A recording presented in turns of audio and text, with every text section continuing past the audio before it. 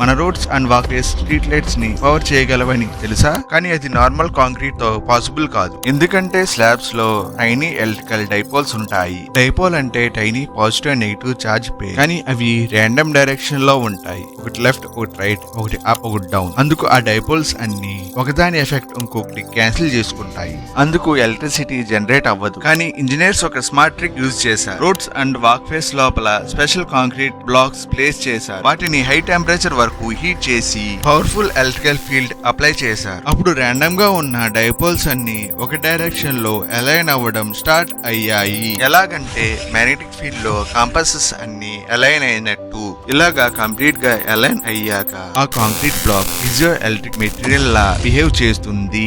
ఇప్పుడు peoples walk చేసిన లేక వెహికల్స్ మూవ్ అయినా ప్రెషర్ పడి క్రిస్టల్ స్ట్రక్చర్ కొంచెం కంప్రెస్ అవడంతో ఆ అలైన్డ్ డైపోల్స్ షిఫ్ట్ అవుతాయి. Positive and negative charge separate అవుతాయి. ఆ చార్జ్ డిఫరెన్స్ వల్ల వోల్టేజ్ జనరేట్ అవుతుంది. ఈ మెటీరియల్ 30 to 50 ఇయర్స్ వరకు వర్క్ చేస్తాయి. కానీ జనరేట్ చేసే పవర్ చాలా తక్కువ. అందుకు ఇవి మోస్ట్లీ స్ట్రీట్ లైట్స్ మాత్రమే పవర్ చేయగలవు. ఫ్యూచర్ లో మన రోడ్స్ అండ్ వాక్వేస్ మన మూవ్మెంట్ ని ఎలక్ట్రిసిటీగా మార్చి పొల్యూషన్ ఫ్రీ వరల్డ్ ని చూడగలమా? ఇలాంటి మరిన్ని ఎలక్ట్రికల్ కాన్సెప్ట్స్ కోసం like, share, comment and subscribe చేయండి.